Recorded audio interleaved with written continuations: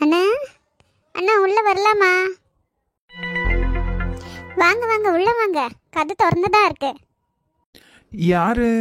உங்களை எங்கேயோ பார்த்த மாதிரி இருக்கே. யாருமா நீங்க? அண்ணா என்ன மறந்துட்டீங்களா?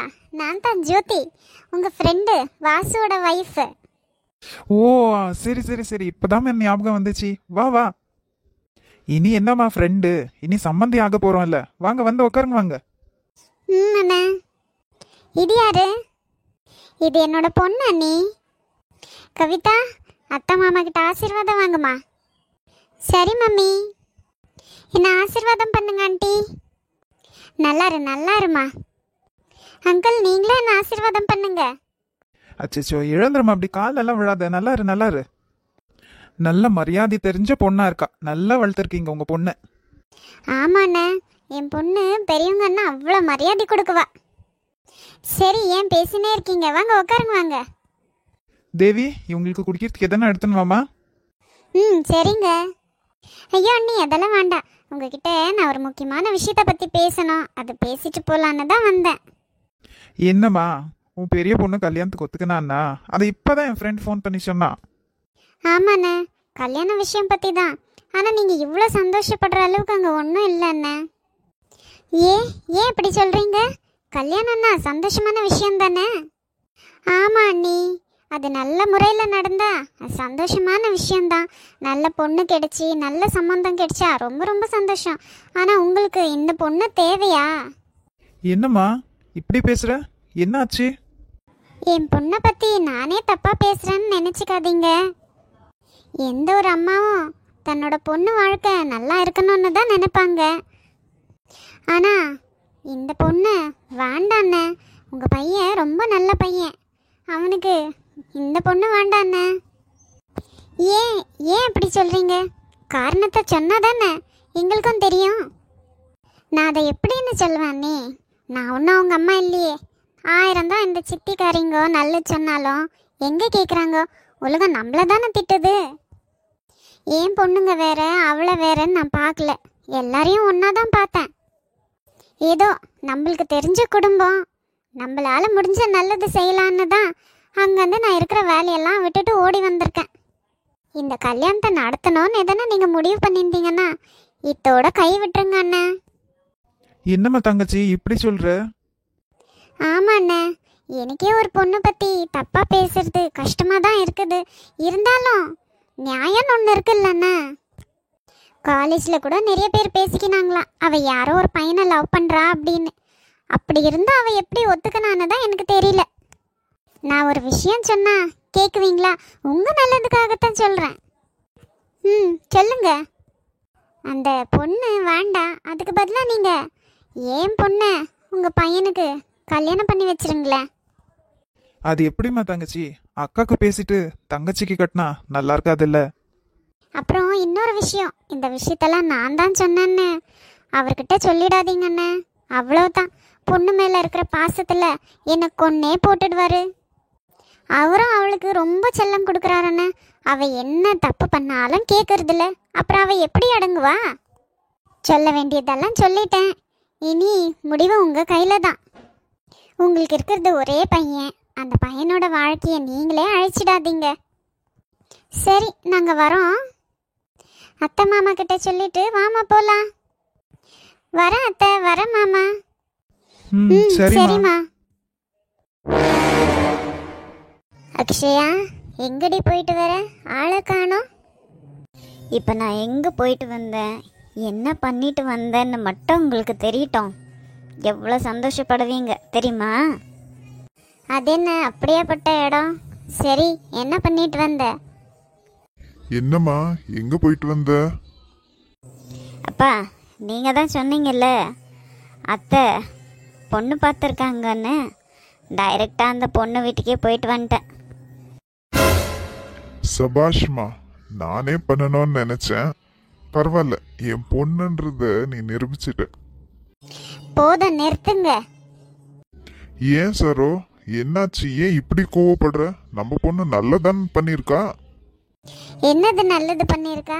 அவ கூட சேர்ந்துன்னு நீங்களும் புத்தி கெட்டுத்தனமா பேசாதீங்க. இருங்கம்மா, நான் என்ன பேசிட்டு வந்தேன்னு தெரியாம நீங்க 2 பேர் இப்படி அடிச்சுக்கிறீங்க. அதை வேற நான் கேட்கணுமா? எனக்கு தெரியாது நீ என்ன பண்ணிட்டு வந்திருக்குவேன்னு. அவ கடுக்குறா, நீ சொல்லுமா, என்ன பண்ணிட்டு வந்த? அந்த வீட்டில் இருக்கிறவங்கள எல்லாரையும் நாக்கப்படுங்கிற மாதிரி 4 கேள்வி கேட்டு வந்தேன்ப்பா. நான் என்ன பண்ணணும்னு நினைச்சேனோ அத்தையே பண்ணிருக்காடா. நீ என் பொண்ணுன்னா பொண்ணுதான். பின்ன சும்மா விட்டுருவேனா? சும்மாவே உங்க அத்தைக்கு உன்னை பார்த்தா பிடிக்காது. இப்படி எல்லாம் பண்ணி என்ன யூஸ்? அவங்க என்ன உன்னை மருமகளை ஏத்துக்குவாங்களா? இல்ல அந்த ஜீவா தான் உன்னை அவனோட பொண்டாட்டி ஏத்துக்குவானா? எதுக்குடி அக்ஷயா இதெல்லாம் பண்ற நீ? என்னை ஏத்துக்குன்னு தான் ஆகணும். அவங்களுக்கு வேற வழியே இல்லை. ஆமா சரோ, நீ சும்மா இரு, இதுலலாம் தலையிடாத. என்ன பண்ணணும்னு எனக்கும் என் பொண்ணுக்கும் தெரியும். என் தங்கச்சியை நான் சும்மா விட மாட்டேன். அந்த சொத்தெல்லாம் என் கை விட்டு போக நான் ஒரு காலமும் விட மாட்டேன். அட கடவுளே, ஏன் தான் நீங்களும் உங்க பொண்ணும் சொத்து சொத்துன்னு இப்படி சாவறீங்களோ தெரியல. சரி, அப்ப நீ உங்க அப்பா வீட்டுல இருந்து எடுத்துன்னு வரியா? இத்தனை வருஷத்துக்கு அப்புறமா நான் இதுக்கு எங்க அப்பா வீட்டுல இருந்து சொத்து எடுத்துன்னு வரணும்? முடியாதுல்ல, அப்ப சும்மா இரு. அக்ஷயா, உங்க அப்பாவோட புத்தி சரியில்லாம போயின்னு இருக்கு. நீயும் அவர் கூட சேர்ந்துன்னு அவரை மாதிரியே ஆயிடாத. ஒழுங்கு மரியாதையா உங்க பொண்ணுக்கு ஒரு நல்ல இடத்துல பையனை பார்த்து கல்யாணம் பண்ணி வைக்கிற வழியை பாருங்க. அம்மா நீ சும்மா இருமா, உனக்கு அதெல்லாம் தெரியாது. ஆமாடி, உன்னை பெத்து இவ்வளோ பெரிய பொண்ணை ஆக்கியிருக்கல்ல, எனக்கு எதுவும் தெரியாது. எப்படியானா போங்க. அவ கடுக்குறா, நீ சொல்லுமா. அப்புறம் அப்புறம் என்னப்பா, பொண்ணு வீட்டில் ரொம்ப மோசமாக இருக்கிறாங்க. நம்ம லெவலுக்கு எந்த விதத்துலேயும் மேட்ச் இல்லை, அத்தை லெவலுக்கும் மேட்ச் இல்லை. இந்த மாதிரி இடத்த எப்படி தான் போய் பிடிச்சாங்களோ தெரியல. என் தங்கச்சிக்கு ரொம்ப ஆயிருக்கு.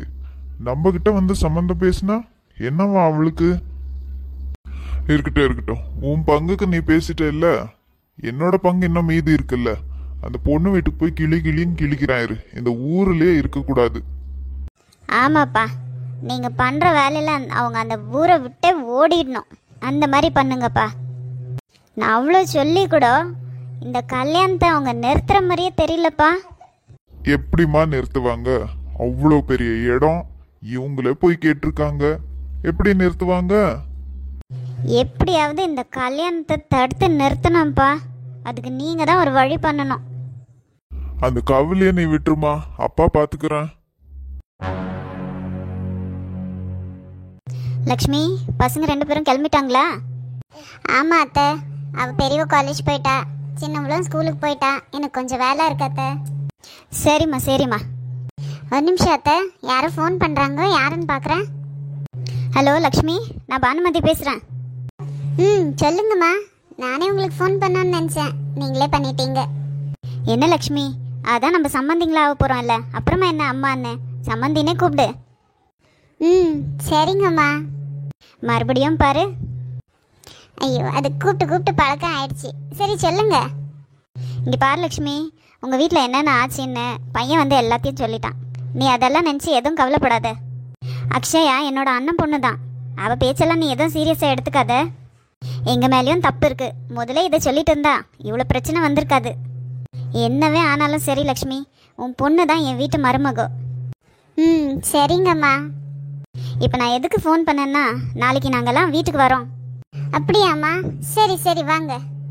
சின்னதாக வீட்டோட நம்ம நிச்சயதார்த்தம் மாதிரி வச்சுக்கலாம். சரிங்கம்மா. உனக்கு தேவைன்றவங்களெல்லாம் கூப்பிட்டுக்கோ. நானும் என்னோட சொந்தக்கார் யார் யார் இருக்காங்க அவங்களெல்லாம் கூப்பிட்டுன்னு வரேன். சரி சரிங்கம்மா. சரி, அப்போ நான் வச்சிடறேன். என்னம்மா லக்ஷ்மி, என்னாச்சு? அத்தை, அந்த பானுமதி அம்மா தான் ஃபோன் பண்ணாங்க. நாளைக்கு நம்ம வீட்டில் சின்னதாக ஒரு நிச்சயதார்த்தம் மாதிரி வச்சுக்கலான்னு சொன்னாங்க அத்தை. ரொம்ப சந்தோஷமா. உங்களுக்கு தெரிஞ்சவங்க யாருன்னா இருந்தால் நீங்கள் கூப்பிடுங்கன்னு சொல்லியிருக்காங்க. நான் யாரையும் கூப்பிடுறதா இல்லை அத்தை. வேண்டாம்மா, எதுக்கு, நம்ம மட்டும் போதும். சரிங்க அத்தை. அப்போது நாளைக்கு என்னென்ன தேவையோ அதெல்லாம் கொஞ்சம் நான் ஏற்பாடு பண்ணிக்கிறேன். சரிம்மா, போ.